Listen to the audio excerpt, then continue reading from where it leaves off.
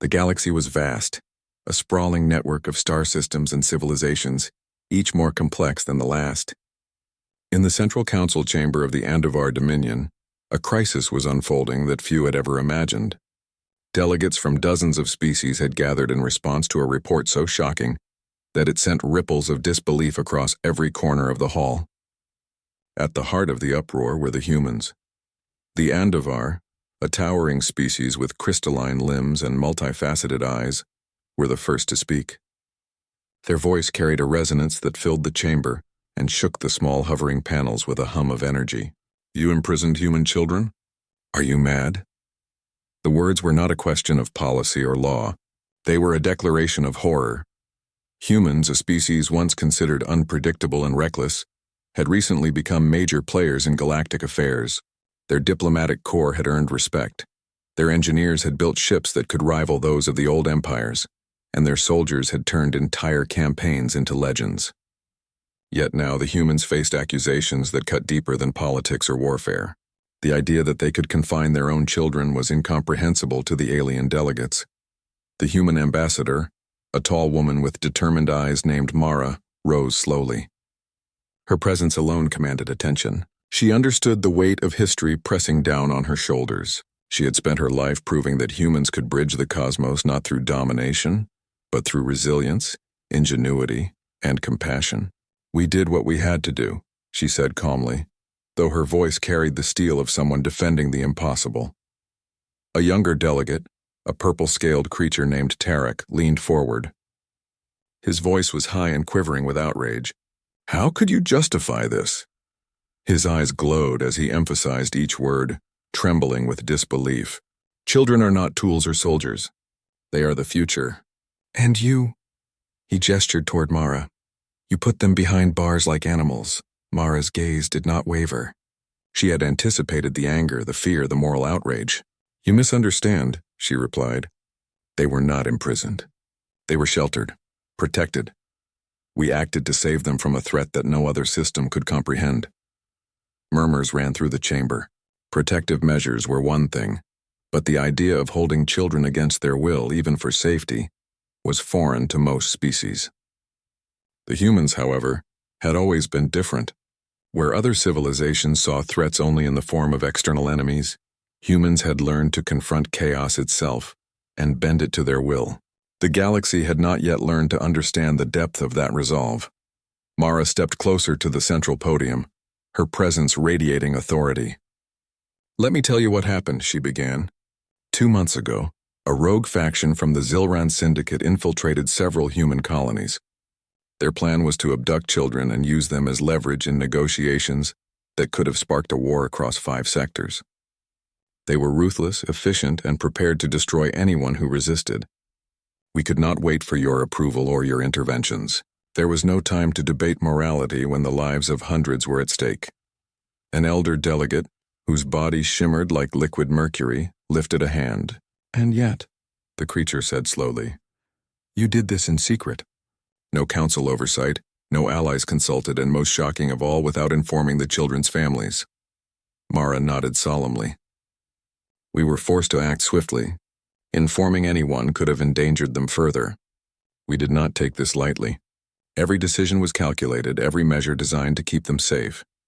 Despite her words, disbelief remained. The humans had always been known for their unpredictability, but here their actions teetered on the edge of incomprehensible. To the delegates, no rationale could justify what they saw as imprisonment. Yet Mara knew that understanding would come not through words alone, but through demonstration. She activated a holoprojector. Images of the secure facilities appeared, showing clean rooms, educational stations, recreation zones, and communication links that allowed children to contact their families virtually. There were no restraints, no signs of fear. The children were safe, entertained, and learning. Their faces, filled with curiosity and resilience, told a story that words could not capture. "This is not a prison," Mara said firmly. "It is a refuge. They are free to move within these walls. They are taught, cared for, and protected. Every measure we took was to ensure they were unharmed and prepared for what could come next." Tarek's glowing eyes softened slightly as he observed the images, yet skepticism lingered. "It looks Safe, he admitted. But why were these measures necessary at all? Surely your allies could have helped. Allies do not act quickly enough when chaos strikes, Mara replied. Humans have a way of seeing the threat before it fully manifests. We cannot wait for consensus when lives are in immediate danger. The Zilran faction was efficient, merciless, and determined. If we had hesitated, hundreds of children would have been lost. The chamber fell into a hush as the reality of the situation sank in. Delegates exchanged glances, recalculating their assumptions about the human species. They had always known humans were resilient, but this revealed a depth of courage and decisiveness that few could truly grasp. An elder Andavar delegate rose, her crystal limbs refracting the chamber's light. You take risks that would terrify any other species, she said slowly. You act in ways that defy our understanding, yet you achieve what others cannot. Perhaps we have underestimated humanity. Mara allowed herself a small nod. Recognition, even grudging, was a step forward. Humans had often been dismissed as impulsive, reckless, or too emotional to govern themselves responsibly in galactic affairs. Yet time and again, they had demonstrated a combination of intellect, empathy, and resolve that set them apart. Outside the council chamber, the galaxy was restless. Word of the human actions had spread, generating a mixture of awe, fear, and admiration. Children were being rescued from hidden threats in systems far from human colonies, and each success strengthened the legend of what humans were capable of. Across the stars, whispers began. Humans were not merely another species, they were a force of nature, capable of actions that defied expectation and reshaped the understanding of civilization itself. Back in the chamber, Mara continued. We do not seek glory, she said, her voice steady. We do not act for conquest or power. Our mission is to protect our people, especially those who cannot protect themselves. The galaxy may not always understand our methods, but our results speak for themselves. A murmur of agreement passed through the delegates. The initial uproar, fueled by shock and moral indignation, was giving way to a grudging respect. Humans acted in ways that challenged conventional morality, yet they did so with an unwavering focus on the lives of their own. It was a logic that few species could follow, yet none could deny. Tarek approached Mara cautiously. Your methods are extreme, he said quietly, but effective. I had assumed humans were reckless, but now I see there is calculation behind the courage. Perhaps we judged you too harshly. Mara allowed herself a small, almost imperceptible smile. Sometimes the world requires actions that are difficult to explain, she replied. But when the lives of the innocent are at stake, hesitation is the greater crime. As the council session drew to a close, delegates left with a new perspective. Humans were more than resilient, more than clever. They were unpredictable, fearless, and willing to face unimaginable risks for the sake of their own. That lesson would resonate across the galaxy, shaping alliances, strategies, and expectations for decades to come. Outside the chamber, the rescued children played in safe environments aboard human ships and colonies.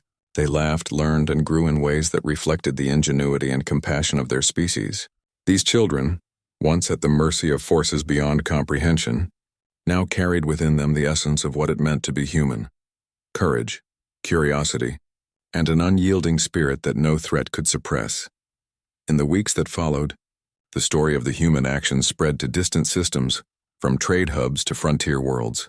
Reports emphasized not just the danger, but the decisiveness and empathy that guided each decision. Even the most skeptical species could not ignore the truth. Humans were a species unlike any other, capable of rising to challenges that would paralyze others with fear.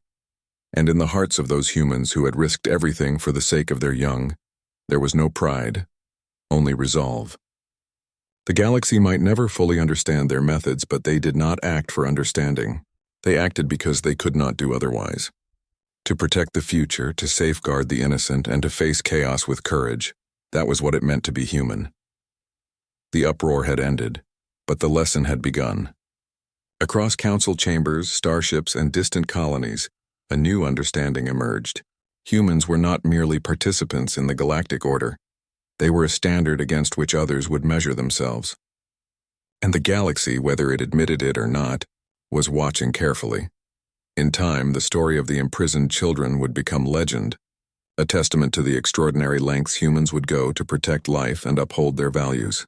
Delegates who had once questioned their morality now spoke of the humans with a mixture of awe and caution, knowing that they had witnessed something rare and profound. Mara returned to her post aboard the flagship, observing the stars with quiet satisfaction. The G,